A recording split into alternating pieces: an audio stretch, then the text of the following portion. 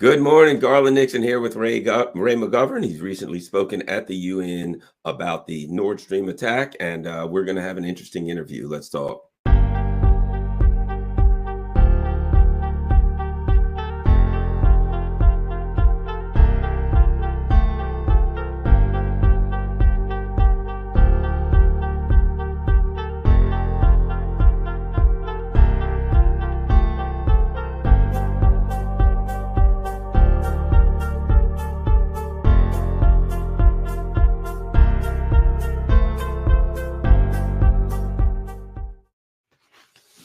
Good morning, Ray. Morning, Garland. Good morning. I'm having some weird issues. Oh, there we go. I needed to go live on Rockfin, and that wasn't where, sometimes when you're doing multiple streams, it can be difficult to figure it all out when you're not quite as as knowledgeable technologically as some of these young people, but I think we got it going. All right, Ray, you were recently at the United Nations speaking about the Nord Stream bombing attack, and we're here to talk to you about it. Let's get your thoughts on that. I'd be happy to do that, Garland.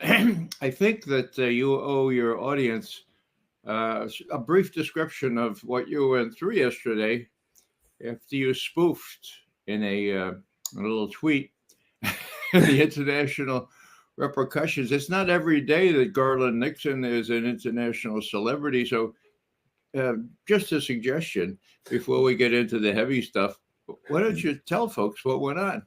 Yeah, this is really interesting. One of the things that I do is satirical tweets, and I will tweet usually breaking news, and I'll put some form of satire, but the satire often, generally relates to some reality. It refers to some reality. So I did this, one of my typical breaking news tweets, and I'll read the tweet to you. Breaking news, White House insiders leak that, and I usually put something like that. White House insiders leak that when asked if there could be any greater disaster than the neocon Ukraine project, President Biden responded, "Wait until you see our plan for the destruction of Taiwan." Well, apparently the Taiwanese opposition grabbed that and ran with it. It was tweeted all over Taiwan. It was then covered on the news. The Taiwanese government apparently approached the U.S. State Department and asked them if it was true. It then went to China, and it is blown up all over China. The Chinese Foreign Ministry has demanded more information on what they call the Biden's destruction of Taiwan plan. And it's in Global Times, it's in China Daily, it's in all over Eurasia now, in India. So this interesting tweet has grown legs. And let me ask you this, Ray. You're a guy who, you're an international political analyst. Why do you think what I thought was just a silly tweet making fun of the neocons' kind of bloodthirsty, zeal for, setting Taiwan up to be destroyed? I just thought I was making a funny, shall we say, Ray. Why do you think this thing blew up? Garland, what you said has a kernel of truth in it, but no one would ever say it out loud. I mean, hello, is the U.S. using Taiwan as they are using Ukraine? Oh, yes, they are. Are they first and foremost concerned about the Taiwanese people? No. Are they first and foremost concerned about their agreement that there's only one China and Taiwan is part of that? No. What are they doing? They're making Taiwan a kind of an arsenal, a kind of a depot for arms to store them there against the day that they might think that might be a good idea to, it boggles the mind, to attack China or to stir up a problem in Taiwan. It had a kernel of truth, right? And then, of course, humor is always associated with something not expected. And you don't expect the White House people to leak the fact that they want to destroy Taiwan, just like they want to destroy Ukraine. So the irony is replete with lots of laughs, but also it's a serious matter when the Chinese, not only the Taiwanese, but the Chinese take it seriously and sort of say, wow, what's going on here? So whether anyone was taken in by this or not is irrelevant. They exploited it, both the opposition on Taiwan. And now China is very much in the news here. We can talk about that. But I applaud your, what did you call it? Your humorous, your Satirical, yes. satirical suite. I encourage everyone to do satirical tweets after the fashion of Garland Nixon, and I applaud you for doing it, Garland. Nice going. Thanks a lot. Yeah, the one of the things that I have been reading about that before we move on is that the opposition party and the Chinese have been saying this has brought out, basically saying this has created a discussion around the reality of what awaits the Taiwanese people if they continue upon the path that they're on, that to provoke a military showdown between two nuclear superpowers on this tiny island, you don't have a government. You got a suicide, group. You have a suicide cult saying, China, you got 1.4 billion people. The U.S., you got this giant, you've got this giant military. I know a good place that you guys could come together and fight right here on our tiny island. And in fact, what is it? The CSIS, the Center for Strategic International Terrible Things, as I refer to Studies. Exactly. They actually did a war game.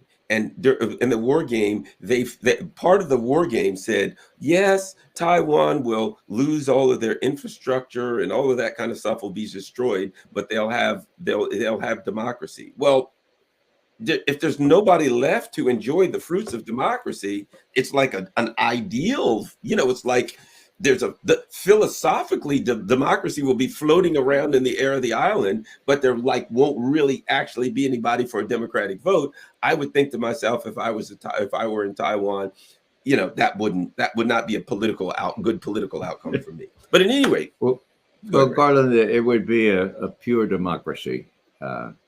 As in Athens, no representative democracy. You don't have to elect anyone to represent you. The handful of people who would remain would be themselves in charge of what's left of Taiwan. The humor is tragic comic, because who said first history ends in tragedy and then in farce? Well, in this case, you started with the farce yesterday. And my God, the implications are tragic. The very notion that these people would take it seriously because it does have a kernel of truth is very telling. So keep it up. And again, not only you, Gordon, but I recommend everyone try these satirical tweets. I'll end up by saying this. Ray, I love to read. I read books. I've read a lot of books, and I can see behind you that you're a man who is very well read also. I would recommend a book for the people of Taiwan. It's called Lord of the Flies. You might want to read Lord of the Flies. I'm just throwing that out there. All right, Ray. Now, you said something that was interesting in that this subject connects to the Nord Stream bombing. I have my thoughts on how it connects. As soon as you said that, I'm like, Ray is right. But before we move in, how do you see that this connects to the Nord Stream attack? Well, Garland, you mentioned that I had the chance to testify before the UN Security Council in person on Tuesday. The subject of the discussion had to do with Seymour Hersh's revelations about how Nord Stream pipelines that met disaster were blown up. And of course, for those who don't know, the answer that Sy did through his typically meticulous investigative techniques, relying mostly on one specific source with access to this information, the U.S. blew up those pipes. Now, was I shocked, like that French policeman in that wonderful film with Humphrey Bogart? No, I wasn't shocked. Any reasonable person could have reason to that outcome, who had an incentive to blow it up, who sort of predicted it would be blown up, who rejoiced in it being blown up, who testified to the Senate that everybody's really delighted that this is, as you say, Senator Cruz, a hunk of metal at the bottom of the Baltic Sea. Well, it doesn't take a genius to figure out the U.S. wanted this done. The thing that, before I forget to mention this, I went back and I looked at that clip, Biden saying, it will not go through. We will be able to stop it, okay? Now, if you go ahead and listen to the rest of the thing, you'll see the Chancellor of Germany, Olaf Scholz, at the next podium. And to her credit, the Reuters correspondent asked him, I said, well, what about you, Chancellor Scholz? You pretty much own most of the pipeline. Do you agree with the president? And what does Scholz do? He says, we do everything together. Without being together, we do nothing. So in this case, as in other cases, we will do things together. Oh, okay. So here it is, the 7th of February last year. Biden has already been told, look, Mr. President, we can do this. We can blow that thing up. He was told that about a month or two before. Okay. But Mr. President, for God's sake, don't tell anybody about it. It's a really secret operation. We don't want anybody to suspect us. We're gonna be meticulous in disguising our hands. So just don't mention it. Okay. So Biden gets up and he blows the whole operation. He says, we can do it. Trust me, we'll do it. Okay. And Scholz is standing there. So my question to the German people is simply this. Did they do this together? Is it the case that Biden told Scholz on the 7th of February, if not before, well, we could do this, and what do you think? And Scholz said, oh, it sounds like a good idea. I mean, hello? It's either that or Biden surprised Scholz in September. Several months later, it was blown. Now, the other part of that story is, and this is not generally known, Joe Lauria has done some really good writing on this. Why did they wait until September to blow the thing up? I mean, there was some danger in that, could be discovered, or, these even C4, even this kind of explosive or the detonator, they can go old, they can get rusty. Why did they wait till September? They knew they could do it at least as early as February. Well, if you look back at the reporting, in September, there are reports that the Germans were talking to the Russians about turning on the pipelines. So much so that that Putin made a little speech first week of September last year, and he said, "Look, you come to me and you say you're worried about the lack of cheap gas to drive your economy. You're worried about keeping warm this winter. Hey, it's pretty simple. Hey, we just turn on the pipeline. That's it. Okay."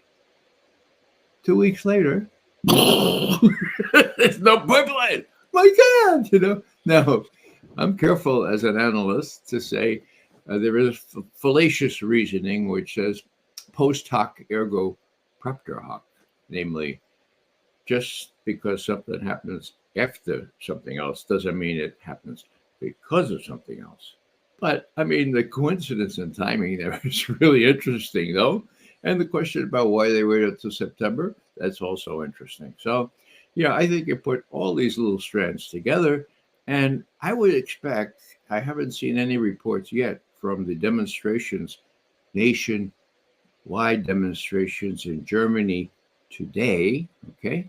I haven't seen any initial reports, but I imagine that even the very servile population of Germany Servile? Well, the war's been over for 78 years, guys. You don't have to act like an infant or an adolescent anymore. And more specifically, what's today? Today's the 25th of February. It's almost exactly the 90th anniversary of when the German parliament, the Reichstag, was blown to smithereens. Why do I mention that? Well, the Nazis only had about 44% of the parliament at that time. They were in the minority. They were growing, but there was still something called Democrats. I mean, yeah, they call them. They were social Democrats, but they're Democrats. Then there was the Catholic Party, the Centrum Party. What did they stand up to the Nazis when the Nazis tried to exploit this burning of the Reichstag? Some people think it was a provocation, and I believe it probably was. Did they stand up? No. With sheepish submissiveness, they said, "Oh wow, well, we don't have anything against people looking into our desks or monitoring our conversations. We don't." So they caved in. Now that was 90 years ago. Okay, we had the war, the direct result of them German people caving in, and then we had the end of the war, where through tricky efforts on the part of James Baker, Secretary of State for the first President Bush, he goes to Moscow after the Berlin Wall fell. The time is February 1990. And he says, the president wants me to talk with you about how we arrange things in Europe, I mean, your satellites, we're sorry to understand, your satellites are falling apart, right? And your country's not in real good shape. You need some economic aid from us. So let's talk about it. And so Gorbachev says, well, all right, well, what's going on? So Baker says, well, he's a smart Texas lawyer, right? So he says, now we'd like to see a reunited Germany. Now, my God, yeah.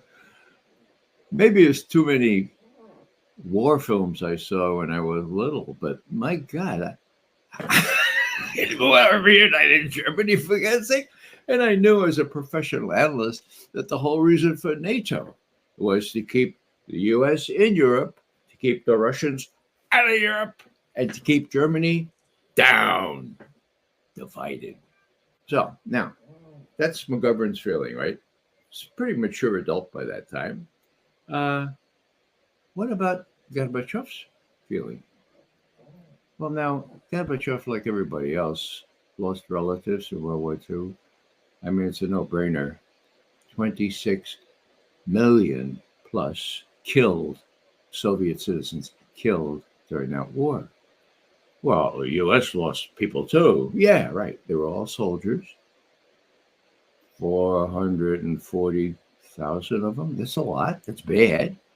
But compare that with 26 million and, you do the math. Okay, so all I'm saying is, here Gorbachev, in a country that lost 26 million to a united Germany, okay, being asked to say, hey, let's reunite Germany. So he says, so what's the call? What's the call? Yeah, that's a pretty bitter pill, that quid reunited Germany. So Baker says, well, now, how would it be? I'm not making this up. Jack Matlock, who was the ambassador there, happened to be a really good friend of mine, still is. And he and I worked very closely together when he was running the Russian desk at the State Department. I was running the Soviet Foreign Policy branch at CIA. I got to go to the SALT signing in May of 1972, partly because Jack said, hey, let McGovern go. So anyhow, Jack Matlock has told me that what Baker said next was, well, how would it be? Yeah, how would it be if we promised not to extend NATO 1 inch. That's about 2 centimeters east of the border of Germany. How would that be? Now, what happened next. But let me give you just a very personal thing. Okay. Uh, Not only did NATO more than double in size, it was 12 or 13 countries at the time. Now it's 30. Okay. Not only that, but the residue of this still is tasted in Russian mouths. I had a chance about, I think it was 8 or 9 years ago. I was in Moscow for a conference, a seminar, and I met one of Gorbachev's most trusted assistants during that time, 1990. His name was Kuvaldin. First name Viktor Borisovich. Okay. So I said, Mr. Kuvaldin, we were having drinks. I said, can you tell me sincerely why it was that suggestion, that deal suggested by a lawyer of all things, James Baker, why it wasn't written down? I mean, my dad was a lawyer, and if I could count how many times he told me, get it in writing, Ray, get it in writing. Certainly. So can you explain to me why it wasn't written down? So Kuvaldin looks me right in the eye and he says, all right, I'll give you the two reasons we usually adduce. The Warsaw Pact still existed, and Germany hadn't given us full buy-in yet. But, and he looked me straight in the eye and said, but Mr. McGovern, the real reason is we trusted you. So, what am I saying here? I'm saying that there's a kind of a long history of failure because of trusting the West. And with respect to Ukraine, the most noticeable and the most dramatic failure is what Putin admits himself publicly. I was wrong. I trusted them when they said they would implement the Minsk agreements approved by the UN, no less, so that the Donbass could have a measure of autonomy under a new Ukrainian constitution. I believed that they were going to encourage the Ukrainians to do that. I was wrong. I should have gone in and acceded to the requests of Lugansk and Donetsk to become part of Russia. I should have done it then. All they were doing was buying time so that NATO could train the Ukrainian army up to the standards that NATO has. And they did. Now, is McGovern making that up? No. Who were party to this? Germany. Angela Merkel. She says, no, this was just a smokescreen. We wanted more time for Ukraine to get armed. Hollande, the president of France, said the same thing. But Poroshenko, president of Ukraine, said the same thing. And most recently, so did everyone's hero, Zelensky. So what's my point here? Trust has evaporated. The U.S. said several months ago this is going to be decided on the ground. That's about the only thing that those guys in the White House said that's correct. It is going to be settled on the ground. Russia is not losing, as the chairman of our Joint Chiefs of Staff assures us is the case. They're not losing. They're winning. And the question is, this spring, or even just next month, three weeks before spring, right? There's going to be an Russian offensive. And there will be very little left between the Russian forces and the Dnieper River. I'm a military intelligence analyst. I did my 2 years doing that, but that was 175 years ago, right? So you have to depend on people like Doug McGregor and others who really know what's up. Okay, so I depend on them, and I say, look, it doesn't make a lot of sense for the U.S. to be refusing, in this case now, the Chinese initiative for a ceasefire and talks. What do they think they're doing? Do they? I mean, is Rachel Maddow running the intelligence community? I mean, are they smoking their own hash? I'll leave it at that. We can talk some more, girl. And sorry to carry on so much, but again, a little kudo for you for raising the Taiwan issue, because it hit a sensitive nerve. Do you want to tell me just one more little, or tell us all one more little factoid that you shared with me last night when I was completely ignorant of this and you briefed me on it? I mean, any calls from anybody important? Well, yes, in fact, when the editor, the editor at our news outlet came to me and said they'd heard from the people in their foreign ministry office about that. Not that they were angry or anything like that, but that there had been contacts. And basically what they said was, if somebody wants to get in touch with Garland, we need his information. But clearly the Russian foreign ministry was aware of what was going on, and which wouldn't surprise me at all for this reason.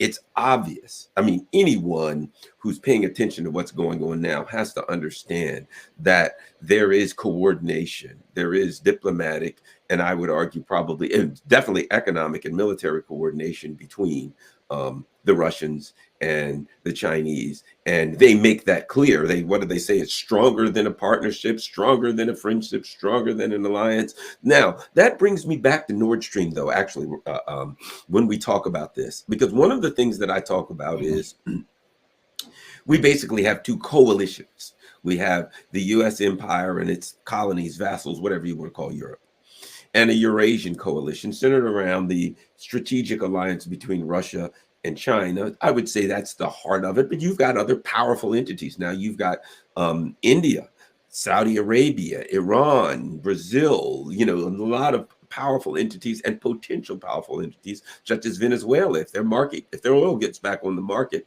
they are the Saudi Arabia of South America, potentially. A big issue when it comes to coalitions is what's the glue that holds a coalition together? When you look at the Nord Stream bombing, I think that is over, people look at it like, oh, the U.S. got away with it.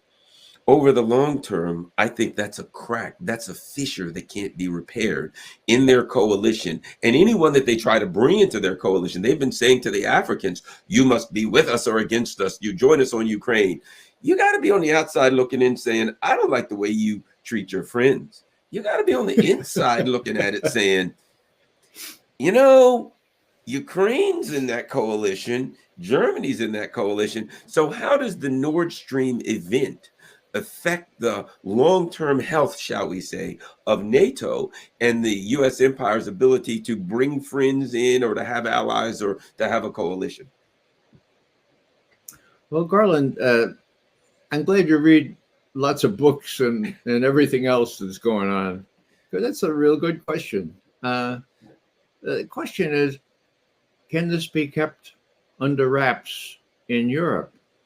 Now, today will be crucial. In my view, if the Germans mount a countrywide demonstration event, that will speak volumes. They are sort of still a democracy, even though they have a big patron, a very powerful patron in quotes, in the U.S.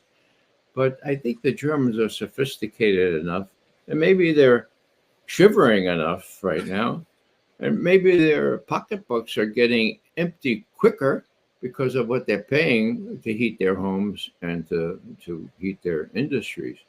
So what will happen? Well, as long as this is kept under wraps, nothing. Can it be kept under wraps? Well, I thought the New York Times could keep this under wraps forever. I think they still have. I haven't checked this morning, but this was February 8th, right? Today's 25th. So far, so good for the New York Times. But, but what?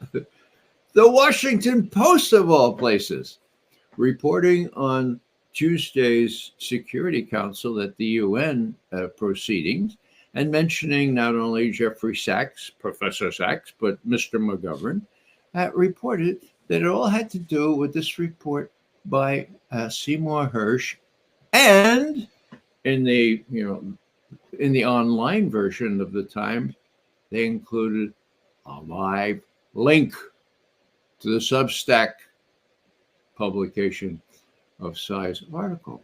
Now that shocked me. I mean, it didn't shock anybody else, but I thought the Washington Post would be able to keep this suppressed, just like the Times still has. So, what does that mean?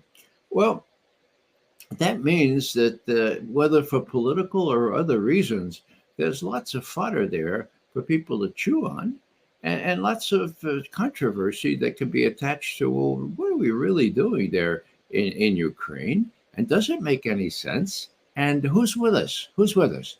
Well, the Rachel Maddow, I'm sorry, not April Haynes. I get the two mixed up because April Haynes is the director of national intelligence.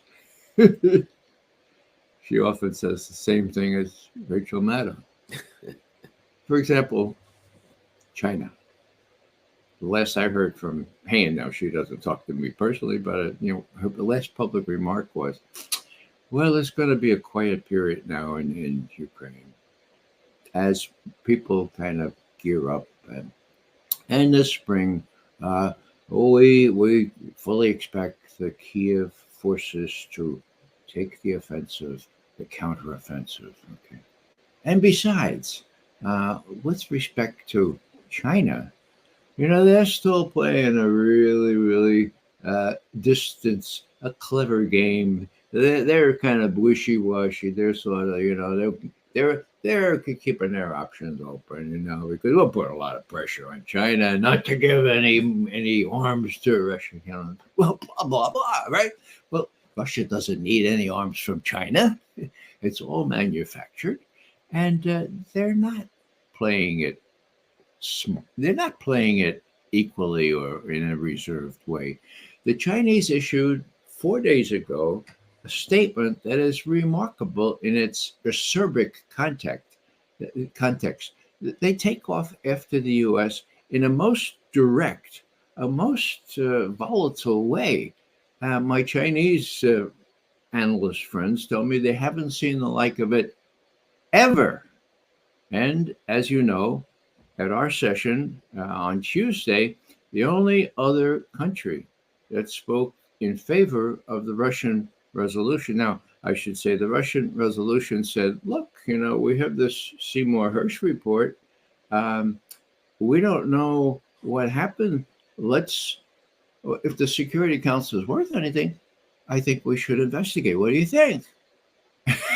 That very day, by coincidence, the Danes and the Swedes and who else? The Germans had issued a paper saying, "Well, we're going to investigate. Don't worry about it. We're going to investigate." Okay. So those people say, we don't need to do it in the Security Council. No, it's going to be, look, this paper came in today. They're going to investigate. Well, what's the problem with that? Well, as Professor Jeffrey Sachs, who I admire greatly and who testified, really he spoke before I did, and he said lots of the things that I didn't need to say then, okay? So what he said was, look, the Danes did investigate. I mean, the blowing up was on the 22nd of September last year. The Danes went right down into the water and investigated. And they know about this stuff. And not the Danes, I'm sorry, talking about the Swedes. Swedes, yeah. And the Swedes know all this stuff. And they have, they have really good divers and all that stuff. And so they've done that. And what they came up with was, we can't tell you. It's secret. We can't share this with anyone, not even our colleagues in Western Europe. So as Jeffrey Sachs points out, hello.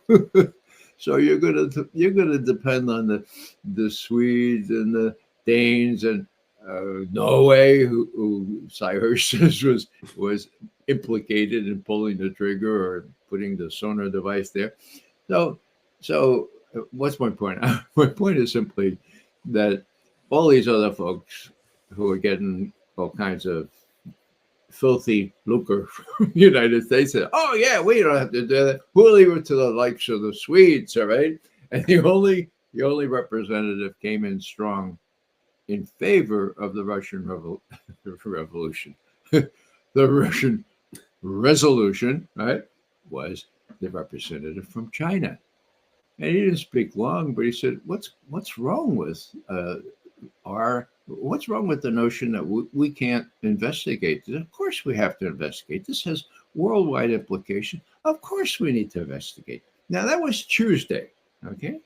So you have Russia and China isolated. Yeah, there are 1.4 billion people in China. There are 1.4 billion people in India. Count Indonesia, count Brazil, count Iran, count South Africa. My God, the U.S. is isolating all these people? All right, well, as if you've heard me say in the past, Garland, and I think you also put it in these terms, it's a bipolar world now. People talk multipolar, and that's right to a certain extent, but I prefer to describe it as bipolar, not only in the psychiatric sense, but in the fact that you have the lily white West against the rest of the world, 80% of them people of color. That's bad. That's awful. That's the kind of thing you want to avoid in international relations. So all I'm saying here is that, yeah, it was just China and Russia at the Security Council, a little different at the General Assembly, but it doesn't matter because the U.S. is the one that's become isolated here. And the problem is these very elite, exceptional, incredibly well educated people that are running U.S. foreign policy don't get it. I mean, they're naive in the extreme if they think they can talk down to the Chinese after the Chinese experienced the kind of imperial talk for centuries, that they can talk down to Russia that is armed now in a way that really sends chills down my spine because there's no possible defense against Russian strategic weaponry. And, all I'll add is simply that you have our military, Chairman of Joint Chiefs of Staff, Mark Milley. So 2 months ago, he says, no one's going to win this damn thing. He says this publicly. No one's going to win. They've stopped now, so I think this is time to negotiate. That was 2 months ago. What did he say last week or 2 weeks ago? We can win this thing. Russia is losing. Russia is losing bad. It has already lost in Ukraine. Now, what's that all about? That's all about a snivelly kind of puppet. It's supposed to be advising the president with the best advice of the military, and instead falling in line with the Rachel Maddows and the, what's her name, April Haynes people. And worst of all, and I'll stop here for a moment, there was a fellow who was named head of the CIA when Biden came in, and his name is William Burns. Now, I've met Burns. He enjoys a rather good reputation for professionalism. But if you're from the State Department, professionalism means you salute when the president tells you what to do. Now, CIA director is not supposed to salute when the president tells you what to do. He's supposed to say, and this happened a few times during my tenure, Mr. President, I have to tell you, that's stupid, that's crazy. I don't know where you're getting that plan, but that's not going to work. And if the president says, we're going to do it anyway, then you quit. Now, Bill Burns knows enough to know this is a cockamamie idea. It's eventually going to be discovered. It will really rattle our allies. We'll see how much in the coming weeks. And Mr. President, I strongly advise against this. As a matter of fact, if you go ahead with this, I'm resigning. You get some of my deputies to tell these CIA guys to do it. I'm not going to tell them to do that. Instead, according to Cy Hirsch, the president says do it. What does Cy Hirsch say? Well, he says that Bill Burns turned to his folks and he said, do it. So one side effect of that is further proof that you don't want anyone like someone coming up in the State Department by saluting and saying, yes, ma'am, that's a great, oh, man, that's a wonderful idea. You want somebody who can be a little bit independent. And the person I cited an example of that is Admiral Stansfield Turner, 4-star commander of the 6th Fleet. Maybe this would be illustrative. I'm going to tell you a story that Stan Turner told me in one green room way back, 15 years ago. We were both going to be interviewed. And I said, Admiral Turner, why was it that you really took charge of the intelligence community? And you even got the FBI to cooperate with you.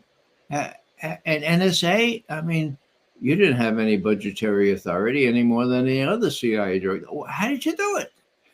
And he says, Ray, let me tell you how I did it. I said, yeah. I was out in the 6th Fleet, right? I'm underneath the flagship there in the Med. And I get this little hint from an adjutant who used to work for me. He says, the president's going to ask you to be the head of the CIA, to be head of the whole intelligence community with purview over the FBI, NSA, all these other things. So expect a call. Sure enough, half hour later, hi, that's Jimmy Carter. Before I become president, I want to sound you out on, would you like to be head of the CIA? Now, Stansfield Turner turns to me and he says, now, Ray, when somebody makes an offer like that, you only have about 2 minutes to figure out how you can make it work. And so I thought for 2 minutes and I said, Jimmy, Mr. President-elect, I have a real hesitation to do that because, as you know, the Director of Central Intelligence is head of the community only in name. And the FBI goes and does what he wants. National Security Agency, same thing. So, Mr. President, I'm reluctant. I'm like you. I'm a naval officer, right? I know about the principle of accountability. I don't want to accept responsibility if I'm not in charge. I said, you said that to the president-elect? Yeah, that's what I said. What did the president-elect say? I'll fix it, Stan. Within 1 week, Jimmy Carter sent out a memo to all people related to intelligence, and it said, I have picked Stansfield Turner to be my new Director of Central Intelligence. You will do what he tells you to do, and I have told Admiral Turner that if there's a lack of cooperation by any of you, FBI, he didn't say FBI, it's very clear, he's going to come directly to me and tell me about it, and I'll fix it. Wow, an executive order, okay? So all I'm saying here is that the head of the intelligence community, in this case, not Rachel Maddow, now April Haines, yeah. April Haines, right? Okay, that's Freudian slip. It's sort of deliberate. Okay, so I know it's Rachel. Yeah, I know it's April Haines. But April Haines, the head of the entire intelligence community, gave me a break. Okay, and Bill Burns, head of the CIA.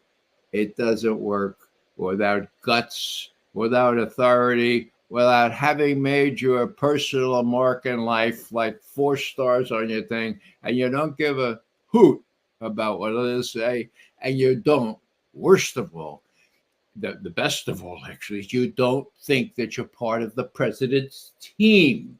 You're not part of the president's team.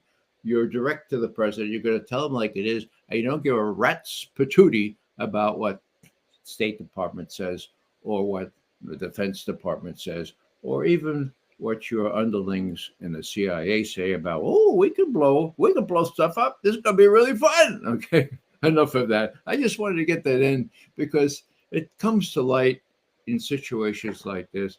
Bill Burns, to his discredit, saluted just that he was. You don't get to be Deputy Secretary of State if you don't salute. Okay, so I'm sorry to say that. Otherwise, he could have been really good. But if you're looking for an adult in the room, well, he's old enough, but he's a bureaucrat like the rest of them. Well, Ray, that brings up this immediate question, and that is the leak. What I've read, I've read about this. I've listened to a number of interviews now that Hirsch is out there, and he seems to strongly imply that, as you said, there were people in, even he says, State Department. There were people in the CIA that were saying, this ain't a good idea. This is stupid. We're really against this. This is an act of war. This could blow up in your face. And I would imagine they were, as you know, they were the analysts. They were the old heads that were been around, and they were like, guys, this ain't a good idea. The president said, we're going to do it. Okay, so they saluted. But what they said was, we got to keep our mouths shut. And I would say when I look at this operation, and if I had to break it down, 80% of the operation was ensuring that it was covert. 20% of it was the physical acts of blowing the pipeline. The big part of this was, let's make sure that it's covert, no breadcrumbs. And as you know, as I was coming to law enforcement, I was investigating. That's why I look at it like this. They looked at it and they said, all right, they probably looked at their investigators. If you were investigating it, what would you find? Let's close off all of the breadcrumbs. Let's make sure people can figure out that we did it, but we got to make sure that nobody can track it back to us. Everybody in the room, we got to keep our mouths shut. You know, I've been in investigations where we knew the press was going to come. What are we going to, and we bring in our PR people. What are we going to release to the press, right? And everybody, when they left that room, said, this is what we're going to say. If they ask you any questions that you can't answer, this is what you're going to say. Refer to so-and-so, or I have no comment, whatever. So it's all set up. So they set this up. Everybody's going to keep their mouth shut? Absolutely. Nobody's going to say a word. Oh, mum's the word. You got my word on it. And these idiots walk out the room. And these neocons have to walk out as the second they close the door. Yeah, we'll blow this thing to hell. Oh, my God. Yeah, well, never wonder what's going to happen to the pipeline. Ha, ha, ha. And the people who are in that room, who have been around for years, who understand the principles involved and understand that when you make a deal in the room that everybody's going to keep your mouth shut, you got to keep your mouth shut. And they see these amateurs walk out and wipe this thing out and destroy this thing and say, yes, we're going to do it. They then see something else that is blatantly obvious to me. You can comment on it. As soon as it happens, Radikov Sikorsky is tweeting, thanks, USA. Newland, Blinken, these same clowns are running around pretty much holding up a sign. Hey, world, guess what? We did it. Yeah, what a wonderful thing. Oh, it's great. Oh, and it's obvious. They just spread it around. They told all of their neocon friends. I've said they probably had hey, congratulations on blowing up the Nord Stream pipeline party at the White House and invited everybody. So what is obvious to me is this. The people who were involved are pissed. They told them the level of seriousness. They got an agreement to keep their mouths shut, and they ran their mouths anyway. And it seems to me now they're saying, okay, you sons of guns, we're going to have our day. You won't listen. And now I think there's a combination of things. We'll call it revenge or payback, but we'll also call it, they're looking at these people saying they're loose cannons. They got to be stopped. So what are your thoughts on my belief that the leak is about that whole background there? Well, Garland, you're quite right that anyone with any sense would have and almost certainly did think this was crazy. But you have a bunch of chinovniks, Russian word for bureaucrats, people who salute smartly. And worse still, you have a bunch of operatives that think it's great fun to blow things up and to do it secretly. Yeah. Now, against that, you have policymakers like Victoria Nuland, who's pretty much running our policy toward Ukraine, and figureheads like the head of the CIA, Bill Burns, and other people in the State Department and elsewhere that are pure and simple arrogant, exceptional. Uh, Here's a little example from Victoria Nuland's own voice.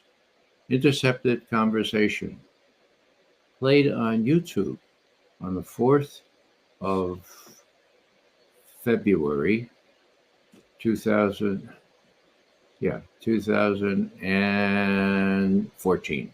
Okay.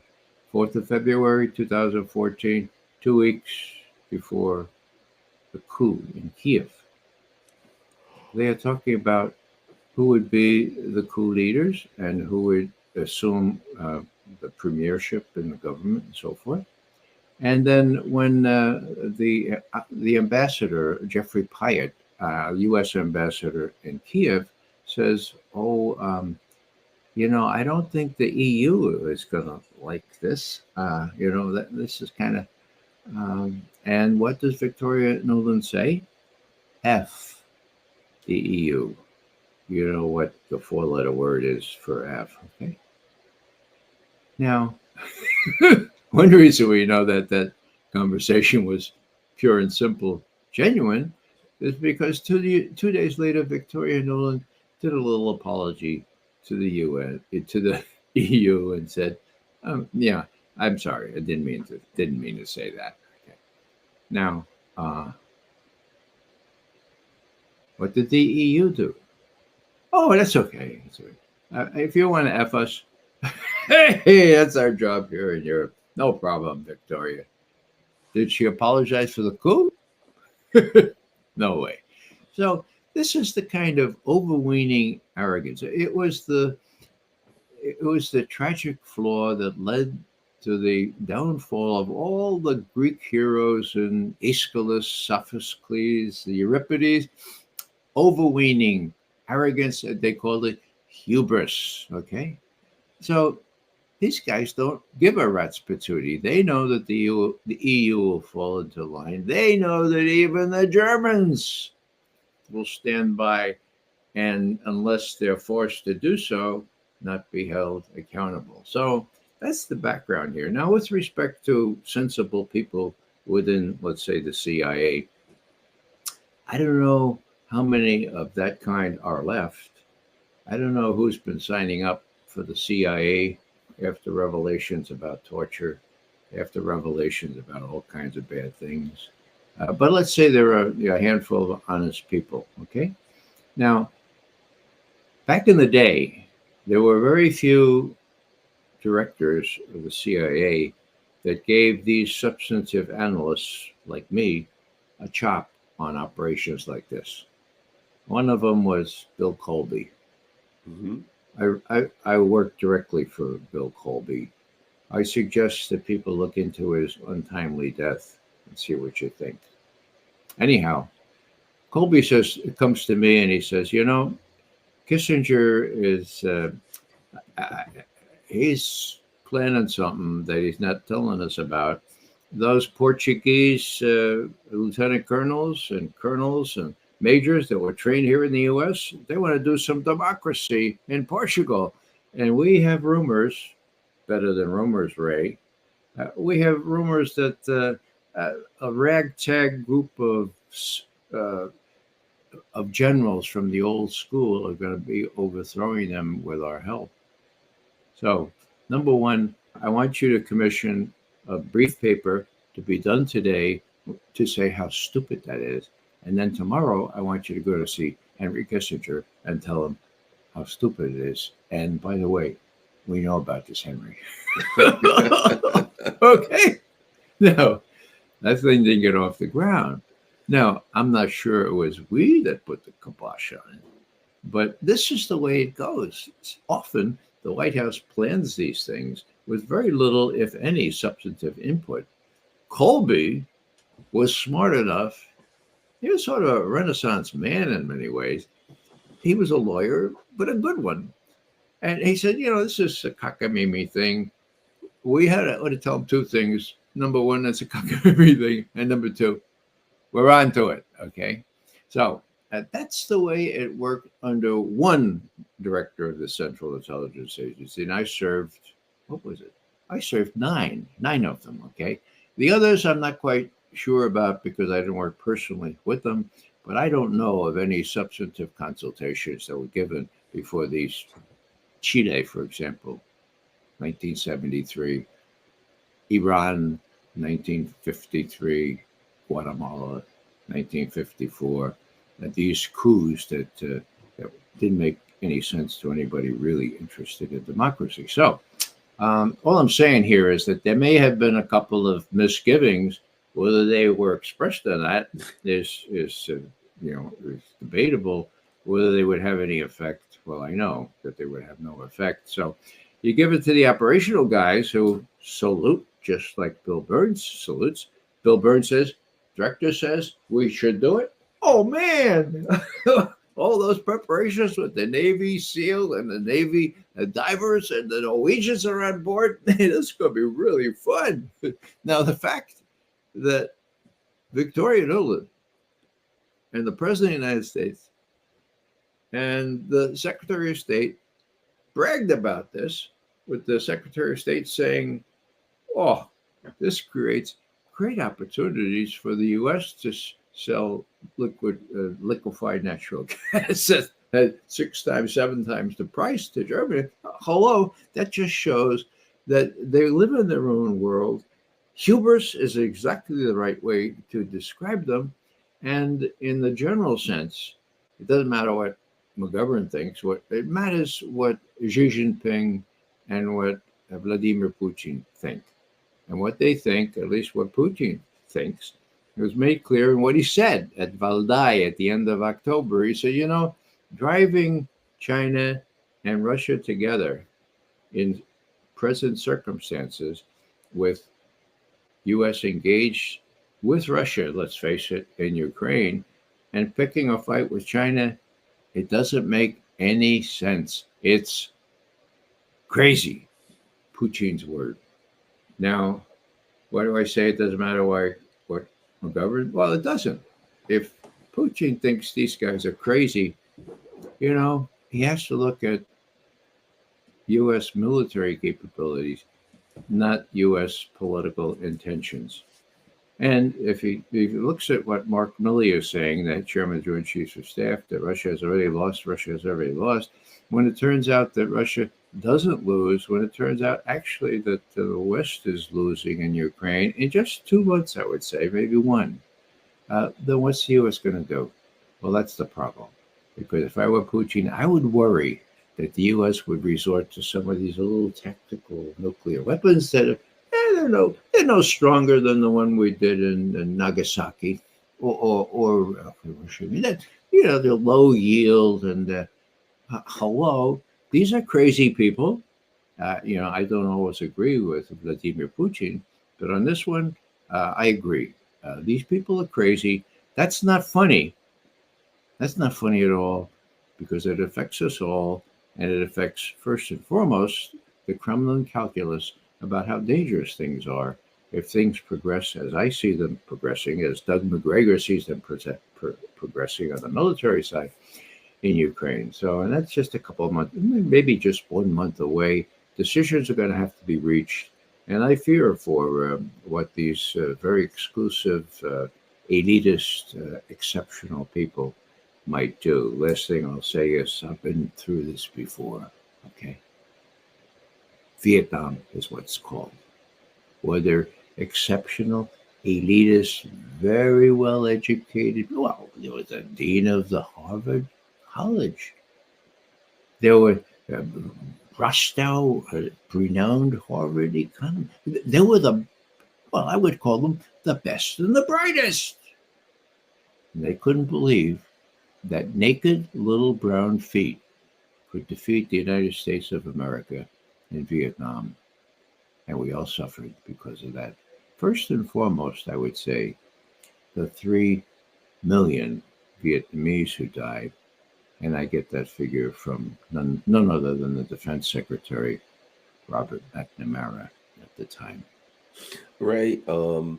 I do before we leave, we're just up against our hour, but I do think it's important for me to get your thoughts on that Chinese Russian alliance. A couple of things that are of consequence going on now. One of them is that the U.S. And here I'll put these together. China says we're coming up with a peace plan, but they came up with not just a police plan, but a strategic worldwide initiative that says they're coming up with this thing that says this is how countries around the world should resolve their differences diplomatically and using the UN, right? That this is going on. Of course, Blinken comes out, oh, I think the Chinese are going to provide lethal weaponry to the Russians, which of course, I looked at it, I said, that ain't what the Russians need. And that's not what the Chinese, they know their part. The part I see that is critical is the Chinese-Russian trade is now up to 200 billion. The Chinese looked at that and said, okay, the problem that the Russians are going to have is sanctions and money, and we got money, and we got a market, and we can support them there and ensure that the Russian economy doesn't fall because we can help to prop it up. So the Chinese part is they're helping the Russians because they're looking at it to some extent. You could argue it's a proxy war with China too, because they're saying, we know you beat Russia, you're coming at us next. So they're sitting back. So the Russians are saying we can't lose because it's existential on our border. The Chinese are saying they can't lose because it's existential on our border also, which is Taiwan. They're coming for us next. So you've got two layers deep on that side over there. So the point is, the Chinese are economically supporting the Russians. They're coming up with documents to go after the U.S. for the perils of U.S. hegemony. Anyone out there, look it up. It's called The Perils of U.S. Hegemony, and it's a document that was released, a confrontational document that was released by the Chinese, which I think is also part of their strategy. And through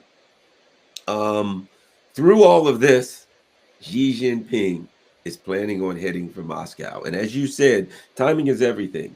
If within the next 1 to 2 months, the Russians are planning on making some significant moves on the battlefield, whether they are or not, Xi Jinping is going to show up in Moscow. Talk to us about this alliance between the two countries, the support that China's playing, and what you think about this trip, Russia-China. Ray McGovern. The Xi Jinping trip to Moscow has been planned for many months. The timing, however, as you suggest, is really important. By all indications, it will be late March, early April. By that time, the Russian forces will be at the Dnieper, according to the best military advisors that I have access to. So it'll be time to deal. Putin has left a couple of suggestions that have not been taken up by the U.S. He's talked about Odessa, right on the Dnieper River. I won't go through the details, but he has suggested that that Odessa could avoid becoming a Yabloko Razdora. Okay, Yabloko is apple. Okay, Razdor is discord. You know about the apple that launched the Trojan War, right? Okay, so he says it could be a Yabloko Razdora, or a way to work out things in such a way that we can talk and avoid the worst. Okay, he said that in answer to a question on the 27th of October last year. Did anyone take him up on that? Well, maybe they will when Russian forces are at the Dnieper, because this was the only salvation for Ukraine. They need access to the Black Sea if they're going to be a viable nation. Okay, this would give them some way to arrange access to the Black Sea, and that way they could avoid simply becoming a farm for the rest of the EU. So what I'm saying here is that, that the push is gonna come to shove, so to speak, just at about this time, and if Blinken and Sullivan and Noland and Austin and Biden. It sounds like a law firm, doesn't it? Dewey, Cheatham, and Howe. Biden, Blinken, Noland, Austin, and whatever. If they don't come to their senses by that time, that's going to be real trouble. And if there are open hostilities, including fighter aircraft, for God's sake, or if tanks finally get there, you could expect, mark my words, you could expect some trouble, some dust up in the South China Sea, or in the East China Sea, or in the Taiwan Straits. That's how close they are, China and the U.S., and China and Russia. Now, just a little footnote here. We're exactly 1 year after the invasion of Ukraine, the Russian special military operation, so-called. Well, I didn't think Putin would do that. Mea culpa, mea culpa. But the reason I didn't think he'd do that is because I thought China would never back that. I mean, the Chinese fundamental principle is sovereignty, the inviolability of international, the Treaty of Westphalia, for God's sake. Well, suffice it to say, they gave Putin a waiver on Westphalia, okay? Putin was up there on the 4th of February last year. They signed the document that you referred to, saying that there is no end to our strategic cooperation. They had earlier said that it's deeper, that it's more thorough than a traditional military alliance. So what does that mean? That means, in my view, that Putin had Xi's backing when he went into Ukraine. There is no underestimating the importance of that. Now, would Putin have done it anyway? I don't know.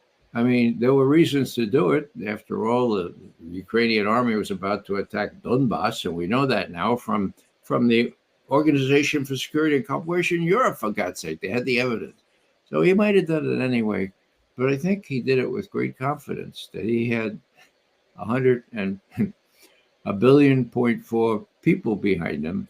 First and foremost, Xi Jinping, who has called Putin his very best friend. So this is the end of the equilateral triangular relationship. Let's see if I can do this right here. Okay, it used to be sort of like this: China, Russia, and the U.S. Now it's an isosceles triangle. Bigger sides, Russia and China, U.S. on the short end, literally as well as figuratively. That's big. Well, Ray, I'm going to do this because that brings us kind of back to the beginning of the conversation where we talked about China right now looking at that tweet of Garland's and saying, hey, Taiwan, let's face it, they're wise people, and I guarantee you they've had 100 analysts of their own, like Ray McGovern, analyze every tweet I've ever done on my account. That. So they know it's satire. And actually, in fact, I read one of the articles and they said, even though it's unverified, and they mentioned my tweet and they said, but even though it's unverified at this time, basically saying, yeah, but they go on. It's a way of saying to the people in Taiwan, look, guys, you have to wake up. You are being put in jeopardy. And I also think you got to add this. They have made it clear.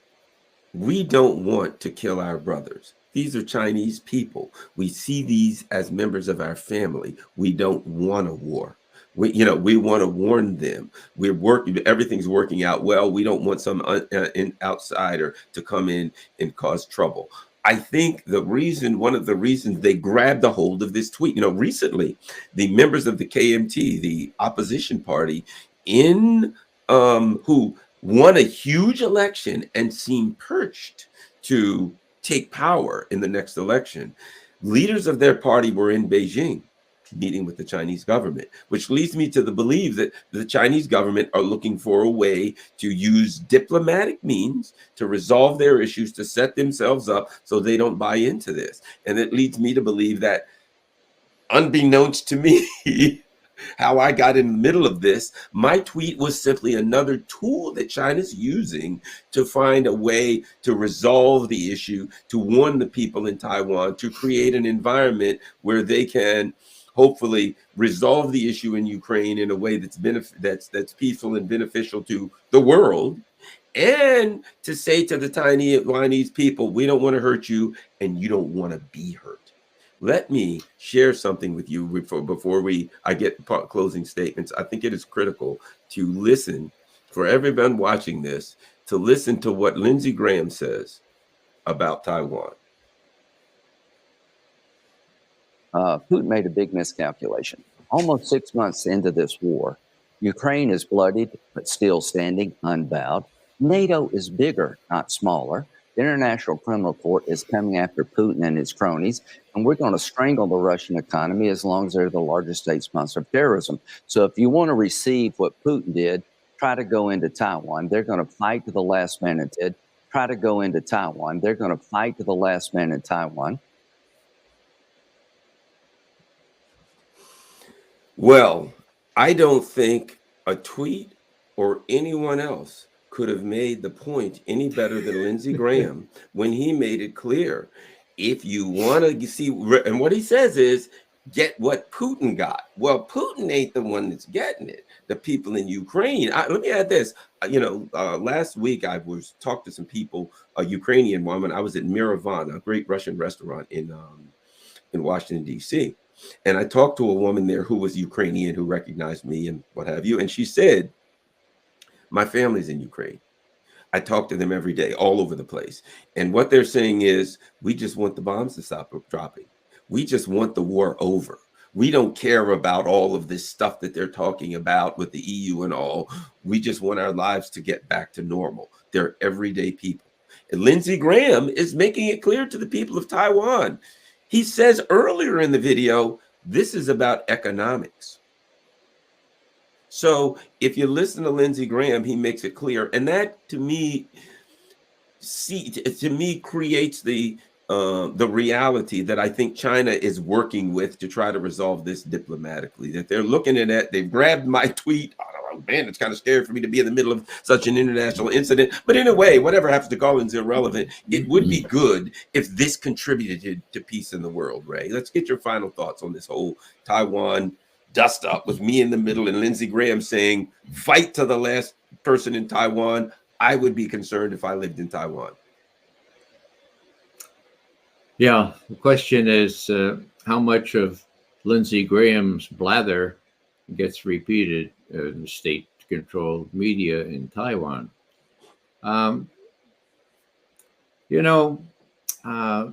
The phrase was used earlier, fight to the last Ukrainian, and also by Lindsey Graham. This is even worse. And let me tell you why.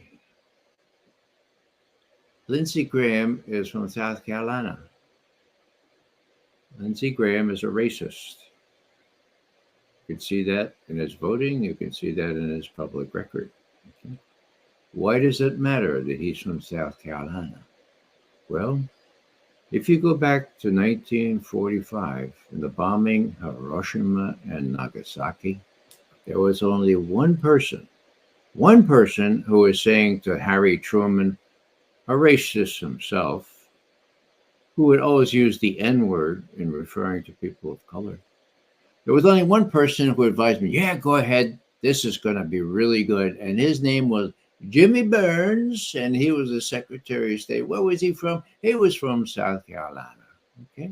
Fast forward to Vietnam, William Westmoreland, after it was all over, he said, the Oriental, this is a quote, the Oriental doesn't put the same price on life. In the Orient, life is cheap. And so, blah, blah, blah, blah, blah. Okay. Where was William Westmoreland from? Happened to be South Carolina.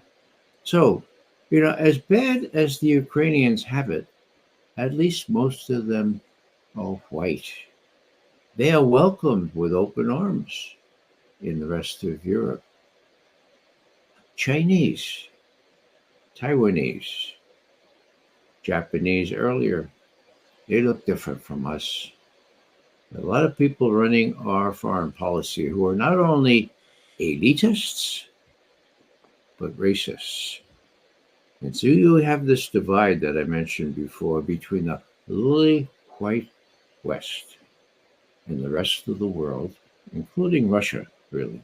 Well, people say Russia is mostly white. Well, yeah, they have lots of Oriental blood in Russia, and besides, they've been blackened, blackened so much. They're the US official black propaganda. people of Europe. They are now. I'll tell you one little more vignette because it relates. Oliver Stone.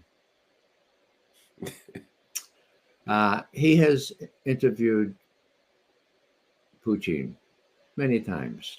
I strongly suggest you look at those things. Oliver told me, he said, Ray, you know, one thing that really bothered me, and that is after one of these interviews, and I don't have it on tape, but Putin pulled me aside and he says, you know what we feel like now, we Russians? And I said, no, what? And he says, well, we feel like the Jews in Germany in the 30s. That's what we feel like. Well, whether it's anti-Semitism or racism, or that's what the Russians are feeling. That's why they've closed Peter the Great's window to the west and turned to the east, where they found Putin's best friend, Xi Jinping. This has incredible ramifications. I wish the American people would be educated to understand what these what these elitists are taking on and what dangers lie in the path of this kind of thing continuing. Thanks for the opportunity to be with you, Garland. As you may have seen, I really enjoyed our conversation. Thank you very much, Ray, and I look forward to talking to you again soon. Okay. All right, Garland Nixon and Ray McGovern, thanks a lot. Let me send Ray. Thank you very much, Ray.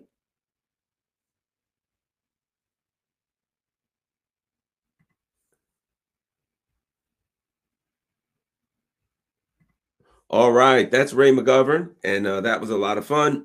I'm out. I believe it or not, I'll be back on at noon. I'm going to bring on, so in 40 minutes, I'm going to have Dan Lazar. He's a really brilliant guy and a good friend, and we're going to talk more about the Nord Stream bombing. We're going to talk about, I'm going to pick his brain about the politics of it and the political outfall, the media fallout rather of it. I'm out. I will say this. Follow me on Telegram, follow me on Twitter. If you can contribute to the channel, certainly we've got PayPal. There's Buy Me a Coffee's great, Cash App, my information, everything scrolling across the bottom. And of course, did I leave out anything? PayPal, Patreon, Buy Me a Coffee, Cash App. Also, remember this, I'm on Rockfin. Join my Rockfin channel. Perfectly free, no charge whatsoever. Rockfin is a uncensored free speech platform. ROKFIN, rockfin.com/Garland Nixon. And it's great because it doesn't have any advertisements. I push Rockfin because I believe, choose your free speech platform. If you want to go to Rumble, if you want to go to Odyssey, if you want to go wherever, but people should choose a free speech platform and support it, at least one. Because YouTube censors people, and we got to make sure that we have the opportunity, once people are censored, that we can see them elsewhere. Lastly, I'll say this, I'm a promoter of Rockfin, a believer in Rockfin, free speech, no charge, and no advertisements. However, you ask people, say, how does Rockfin stay in business? If you can afford it, every week I do a show for subscribers only on Rockfin. They do allow subscribers, and that's how they stay on there. So if you can afford it, become a subscriber. If you can't, hey, no problem. Keep the money for your family. The cost for subscribers is $14.99 a month. If you join for a year, they give you a couple months free, so it ends up much lower than $14.99 a month. But whatever the case may be, if you can do it, every Wednesday morning, I do my subscriber-only show, Garland Nixon, and Scott Ritter. That's the one show I do a week that's subscriber only. So we do an hour of Scott Ritter, 9 a.m. Eastern Standard Time every Wednesday. Other than that, all the rest of my stuff is going to be on Rockfin, perfectly free with no advertisement. So that's a great place to watch it. Thanks a lot, everybody. I'll be back on at noon with Dan Lazar. We're doing more. Hey, it's a cold Saturday here in Maryland, and we're going to have an interesting day.